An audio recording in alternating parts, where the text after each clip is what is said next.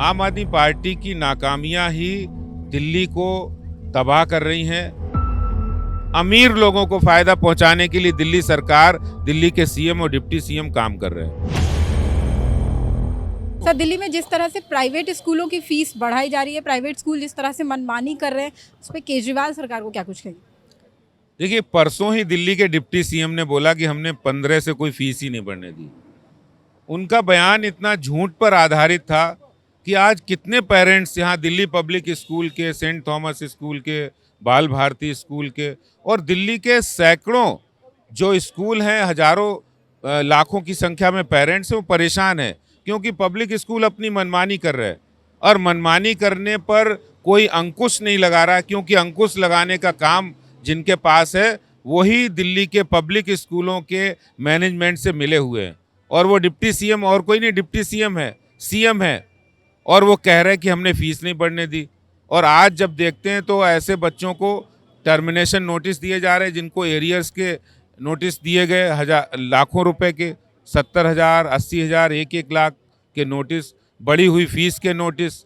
तो ये termination notice देकर बच्चों को टॉर्चर करना, अभिभावकों को परेशान करना, ये जो दिल्ली के पब्लिक स्कूल कर रहे हैं, भारतीय जनता पार्टी या दिल्ली पेरेंट्स एसोसिएशन के साथ मिलकर इस मूवमेंट को किया है और हम एलजी साहब से भी डिमांड करेंगे कि आप दिल्ली सरकार को ऑर्डर दें कि फ़ीस को वापस ले, बढ़ी हुई फ़ीस, और बीजेपी इसमें दिल्ली पेरेंट्स एसोसिएशन के साथ मिलकर हम मूवमेंट चलाएंगे। जिस तरह से एमसीडी चुनाव भी आने वाले हैं, उसी तरह से जिस अब ये स्कूल का मुद्दा है, आबकारी नीति है, जिस तरह से ठेकों को खोल दिया गया है, शराब पर जिस तरह से फ्री कर दी गई है, तो इसके अलावा और बीजेपी किन मोर्चों पे और किन मुद्दों पर आपको घेरने की तैयारी कर रही है? देखिए, हम कोई मुद्दे, ऐसा नहीं कि हम मुद्दे कोई पकड़ के ला रहे हों।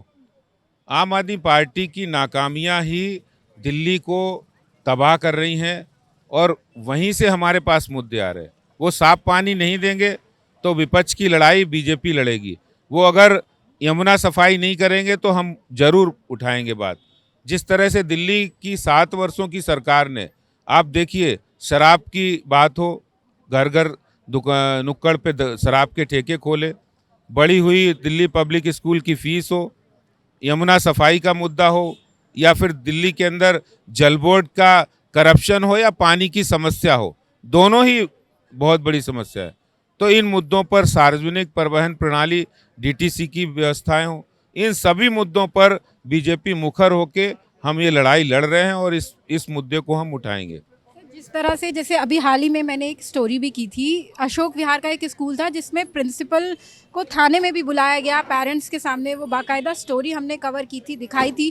तो वहाँ प्रिंसिपल थाने तक आने में उन्होंने 3 घंटे का समय लगा दिया। उन्होंने कहा कि मैं डीओई की बात नहीं, ऑर्डर्स नहीं मानूंगी, मैं सिर्फ कोर्ट के ऑर्डर्स मानूंगी। तो डीओई का भी कुछ रूल्स एंड रेगुलेशंस जिस तरह से दिल्ली सरकार उस पर नियंत्रण करने में नाकाम हो रही है, उस पर क्या कुछ?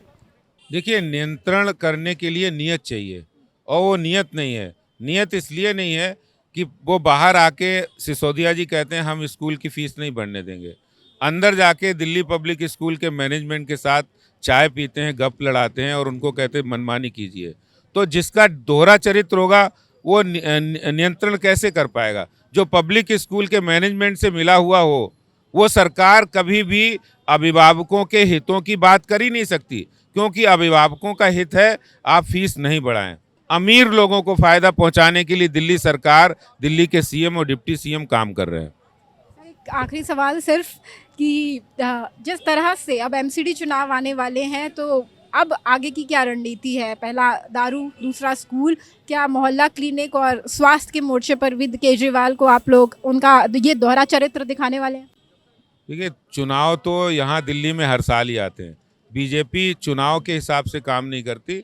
हम दिल्ली की जनता के मुद्दों को उठाते हैं, लड़ाई लड़ते हैं और उन समस्याओं के समाधान के लिए लड़ते हैं, चाहे वो शराब की नीति का मुद्दा हो, चाहे वो फीस, बढ़ी हुई फीस का मुद्दा हो, यमुना सफाई हो, या पॉल्यूशन हो, या फिर जल बोर्ड और पानी की समस्या हो।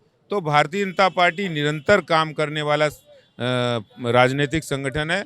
हम हर मोर्चे पर इस सरकार की कमियों को उजागर कर रहे हैं और जनता हमारे साथ है। पैसा वसूली का खेल दिल्ली के स्कूलों में चल रहा है, वो क्या कुछ चल रहा है मैम, आप हमारे माध्यम से जो दिल्ली के पेरेंट्स को बताना चाहें? देखिए, मैं अगर कट द स्टोरी शॉर्ट करूं तो हाई कोर्ट का जो 2021 का ऑर्डर आया था उसके मुताबिक मात्र 460 स्कूलों को कोविड के दौरान की fees annual and development tuition के अलावा टर्म्स एंड कंडीशन के साथ लेने की परमिशन थी। उसके अलावा जो 1,500 स्कूल थे उन पे यानी कि केवल ट्यूशन फीस वाला जो पुराना ऑर्डर था वो एप्लीकेबल था। अब हुआ क्या है, अब तो हम नए सेशन पे आ गए 22 और 23 में, बट ये जब 21 वाला सेशन खत्म हो रहा था, हर स्कूल ने, चाहे वो लिस्ट में था या नहीं था, जो था उसने भी मनमानी फीस मांगी। जो 15% रिबेट देनी थी वो नहीं दी और पूरा पैसा पेरेंट्स से मांगा। दूसरी तरफ जो नहीं थे उन्होंने भी पैसा मांगा। पेरेंट्स दर बदर भटकते रहे, उनकी किसी ने नहीं सुनी। अंत में जब रिजल्ट वाली बात आई तो स्कूलों ने उससे पहले ये बोला कि मैं एग्ज़ाम में बैठने नहीं दूंगा, पैसा जमा करो। तो पेरेंट्स को पैसा जमा करना पड़ा।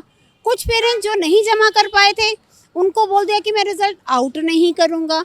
बच्चों को एग्ज़ाम देने से भी रोका। जैसे हमारा द न्यूज़ 15 हम लगातार दिल्ली के प्राइवेट स्कूलों की कवरेज दिखा रहे हैं। पेरेंट्स से जिस तरह से स्कूल फीस वसूल रहा है, इस पर बाकायदा हम इस मुहिम को चला रहे हैं। स्कूलों के खिलाफ हो रहे इन विरोध प्रदर्शनों को लगातार हम दिखा रहे हैं। तो ऐसे में एक अशोक विहार का स्कूल है, द लाइन्स पब्लिक स्कूल, जिसकी स्टोरी हमने हाल फिलहाल में ही अभी कवर की थी। तो वहाँ जब हमने प्रिंसिपल से मिलने की कोशिश की तो प्रिंसिपल ने हमसे मिलने से मना कर दिया। खुद पुलिस को इन्वॉल्व किया। फिर जब पुलिस प्रशासन को दिखा कि स्कूल ही मनमानी कर रहा है, तो उस दौरान प्रिंसिपल को थाने तक आने में 3 घंटे का समय लग गया। तो स्कूल प्रशासन की ओर से इस तरह के रवैये का जिम्मेदार आप किसको मानती हैं? उसको पता है जी, शिक्षा मंत्री को मैंने कंट्रोल किया हुआ है उनको, क्योंकि भाई ऑब्वियसली कुछ ना कुछ इन लोगों ने आपस में सिस्टम मैनेज किया हुआ है ना। क्यों है कि वो मनमानी कर रहा है शिक्षा मंत्री, कोई उनके ऊपर कार्रवाई नहीं कर पा रहे। भाई कार्रवाई क्यों नहीं कर रहे, हम तो नहीं जानते ना भाई क्या रीज़न है। आपने बोला 3 घंटा प्रिंसिपल को आने में लगा, आपने देखा प्रिंसिपल की कैसे मनमानी चली। कल का भी मैं इंसिडेंट बताती हूँ। सेंट थॉमस स्कूल के बाहर करीबन हम 40-50 पेरेंट्स गए थे मनमानी फसूल की जो फीस वसूली जा रही है उसके खिलाफ। और ये वो स्कूल है जो मैंने अभी आपको बताया था कि जो पिटिशनर लिस्ट में नहीं है, बट वो स्कूल पूरी तरीके से मनमानी फीस वसूलने पर आया हुआ है। अब वो स्कूल क्या कह रहा है, जबकि वो एएनडी नहीं ले सकता, बट आप ये देखिए वो सारे पैसे मांग रहा है पेरेंट्स से। एरियर के नाम का वो सारा पैसा मांग रहा है। एरियर के नाम पे इस स्कूल को एक बच्चे का इस पेरेंट को 70,000 रुपये देना है ऑन एन एवरेज। जिसके 2 बच्चे हैं वो 1.5 लाख रुपए कहाँ से लाएगा। मैंने फिर बोल रही हूँ, ये वो पैसा है जो स्कूल मांग ही नहीं सकता क्योंकि वो पिटिशनर की लिस्ट में नहीं है। दूसरी बात, यहाँ पर मैं एक चीज़ और कहना चाहूँगी। जब कोर्ट में ये मैटर गया था उस टाइम शिक्षा विभाग जानबूझ के चुप रहा, जानबूझ के हारे हैं। ये बॉल एक तरह से उनके पाले में दी गई है प्राइवेट स्कूल माफियाज के सोची समझी साजिश के तहत है। तुम जाओ उनको लूट खसोट करो, पैसा इकट्ठा करो, हम चुप रहेंगे, कुछ नहीं बोलेंगे। तभी तो रीज़न है कोविड का पैसा मांगा जा रहा है, जगह जगह पे प्रोटेस्ट हो रहे हैं। आपने भी कवर किया, कल मैं एक में थी, उससे पहले बाल भारती में हुआ, कहीं पे कोई कार्यवाही नहीं। सेंट थॉमस ने, अब आती हूँ मैं मनीष सिसोदिया जी के बयान पर, जो 15-16 वाला बयान दे रहे हैं। आपको मैं एक स्ट्रक्चर दिखा रही हूँ, ऐसे बहुत सारे हैं हमारे पास। 15-16 में एक क्वार्टर में सेंट थॉमस का पेरेंट जहाँ पर एग्जाम्पल पे के तौर पर 25,000 दे रहा था, आज उसको 40,000 देनी पड़ी। सर आपने बढ़ाने की परमिशन नहीं दी, तो ये हो कैसे रहा है? क्यों आपका? क्योंकि शिक्षा विभाग मिला हुआ है उनके साथ। जिस तरह से स्कूल डीओई का ऑर्डर नहीं मान रहे हैं, स्कूलों का पक्ष है कि हम डीओई का ऑर्डर ना मानकर हम कोर्ट का ऑर्डर मानेंगे। तो आप चूँकि आप पेरेंट्स एसोसिएशन की अध्यक्ष हैं, तो आप इसको बेहतर तरीके से हमारे दर्शकों को, पेरेंट्स को हमारे माध्यम से ये बेहतर तरीके से आप बता सकती हैं, समझा सकती हैं कि डीओई का ऑर्डर और कोर्ट का ऑर्डर ना मानने के बीच जो स्कूलों की ये जो मनमानी है, ये आखिर क्यों है? उसके पीछे की वजह क्या है? वजह है शिक्षा मंत्री का हाथ, उनका साथ स्कूलों के साथ है। डीओई का ऑर्डर निकालें, चाहे पेरेंट्स थक कर कोर्ट जाएं, कोर्ट जाने के बाद कोर्ट क्योंकि ऑर्डर नहीं देता, कोर्ट एजुकेशन डिपार्टमेंट को डायरेक्शंस देता है, तुम ऑर्डर निकालो। Education direction education director court के कहने पर थोड़ा सा मूवमेंट दिखाता है, कार्यवाही करता है, अपने ऑर्डर पे दिखाता है हाँ स्कूल फीस वसूल रहा है गलत। 1 साल पेरेंट परेशान किया इसने, जब पेरेंट कह रहे तुम एक्शन लो, नहीं ले रहा, कोर्ट के ऑर्डर पे एक्शन लिया, बट अंत में फिर वहीं आ जाते हैं घूम के। इसका इम्प्लीमेंटेशन कौन करवाएगा? अब इसका इम्प्लीमेंटेशन करवाने की फिर से जिम्मेदारी शिक्षा विभाग की। तो हम तो पेरेंट्स को कहेंगे आपको कोर्ट जाने की ज़रूरत नहीं है, ना तो आप समय बर्बाद कीजिए, ना आप पैसा बर्बाद कीजिए, कुछ नहीं कीजिए, हमारा साथ दीजिए, धरने पर आइए, क्योंकि हमने ऐसे कई बार मसले सॉल्व किए हैं जो ग्राउंड पे आने पर ही सॉल्व होते हैं। अदरवाइज कोर्ट के चक्कर काटेंगे, ये कोर्ट में डेट पे डेट बढ़ती रहेगी, सबसे बड़ी बात। और शिक्षा विभाग जो पूरी तरीके से नकारा निकम्मा है, जो काम नहीं करना चाहता, उसने कोर्ट के ऑर्डर के बावजूद भी काम नहीं करना ये सोचा हुआ है। आपका बच्चा किस स्कूल में पढ़ता मेरा है? बच्चा ही माता गुजरी पब्लिक स्कूल में है। आपके मेरा सिर्फ प्रश्न यही है कि जब कोर्ट के ऑर्डर हैं, सिंपल सा एक वो होता है कि कोई भी स्कूल अगर फीस वृद्धि करता है तो उसके लिए उसको शिक्षा विभाग से मंजूरी मिलनी चाहिए। अगर कोई मंजूरी नहीं मिलती है तो वो फीस कैसे बढ़ा सकता है? क्वेश्चन बड़ा सिंपल सा है। इसका मतलब ये है कि अगर स्कूल फीस बढ़ा रहा है और अगर हम शिक्षा मंत्री तक जाते हैं और शिक्षा मंत्री के बाद उनके डिपार्टमेंट तक जाते हैं और उसके बावजूद कोई कार्रवाई नहीं हो रही, तो इसका मतलब क्या निकलता है? आप खुद सोचिए, ये नेक्सस ही कहलाएगा, इसको आप कुछ और नहीं कह सकते हैं। तो मनीष सिसोदिया जी चुप क्यों और डिपार्टमेंट क्यों नहीं कार्रवाई करता? आपको एक बात और कहना चाहूँगा कि मनीष सिसोदिया जी और उनके सारे मंत्री दूसरे प्रदेशों में जाके कहते हैं कि फटाफट पेपर दिखाओ, हर स्टेट में जाके दिखाते हैं। अगर आपको ऐसे ही निकम्मा डिपार्टमेंट रखना है तो हम जनता का पैसा क्यों वेस्ट कर रहे हैं? ऐसे डिपार्टमेंट को निकाल के बाहर फेंकिए, हमें नहीं चाहिए। अगर हमें हर डिसीजन कोर्ट से ही जाके करवाना है तो इस डिपार्टमेंट का क्या फ़ायदा है? ये क्वेश्चन अपने आप में ही खड़ा हो जाता है। जिस तरह से अब पंजाब में केजरीवाल जी की सरकार बनी है, आप आम आदमी पार्टी की सरकार बनी है, स्कूल मॉडल पे उन अन्य राज्यों में वो अपना एक स्कूल मॉडल दिखाकर सरकार बना रहे हैं या वहाँ चुनाव लड़ने जा रहे हैं, तो उस स्कूल मॉडल को आज दिल्ली की जनता, दिल्ली के पेरेंट्स झेल रहे हैं, तो क्या कुछ कहेंगे? जिन जिन प्रदेशों में जाके ये बोलते हैं, तो मैं चाहूँगा उस प्रदेश की पर्टिकुलर जनता दिल्ली आके एक बार हम पेरेंट का दुख दर्द सुन ले, उनको होश आ जाएगा, उन्हें पता चल जाएगा क्या हो रहा है। मैं वैसे आपको पंजाब की बात कर रहा दूँ। पंजाब का जो शिक्षा स्तर है, ये इनके आने से पहले अगर आप इंडेक्सेशन देखें, इंडेक्सेशन में पंजाब इनके दिल्ली से स्टेट से काफ़ी ऊपर है। तो ये पंजाब की जनता को सोचना चाहिए था कि क्या उनको अपने स्कूल ही पसंद नहीं थे कि जो ऊपर हैं, उनको नीचे के 36 नंबर वाला स्कूल ज़्यादा मॉडल ज़्यादा पसंद आ रहा है, कि जबकि उनका स्टेट का मॉडल ऊपर था शिक्षा के अंदर। आपसे कितनी फीस इस बार वसूली जा रही है? कितनी फीस बढ़ा के आपसे मांगी गई है? मेरे से इस बार मुझे लगता है ये जो एनुअल डेवलपमेंट सब चार्जेस मिला के मुझे कम से कम 45-50% मुझसे वसूली जा रही है।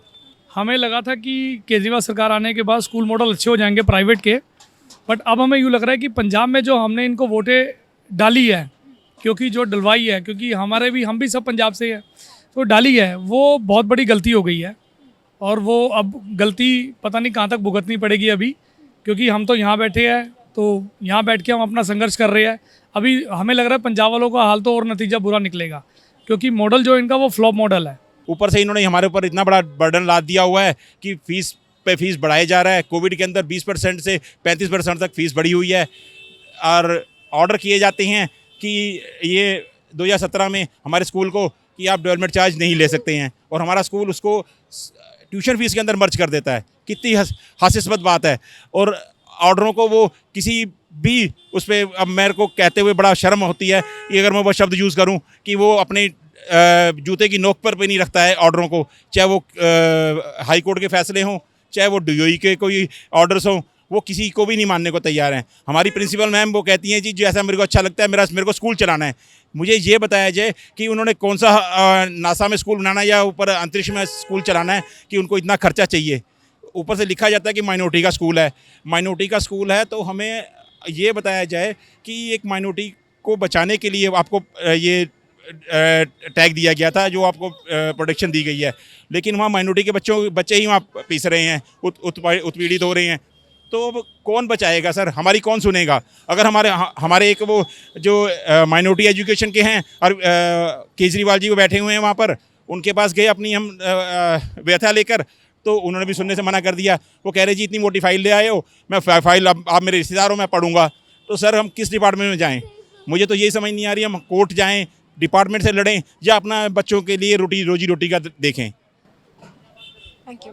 तो ये आपने सुना दिल्ली के पेरेंट्स को जिनके बच्चे दिल्ली के प्राइवेट स्कूलों में पढ़ते हैं, तो उनका दर्द आपने सुना। उनके सामने उन्हें ये नहीं पता कि अभी वो किसके पास जाएं, अपने जवाब किससे मांगें, अपनी समस्या का हल किससे निकालें। दिल्ली सरकार में उनका कहना है कि सिर्फ दिल्ली सरकार में इसकी टोपी उसके सर का खेल चल रहा है।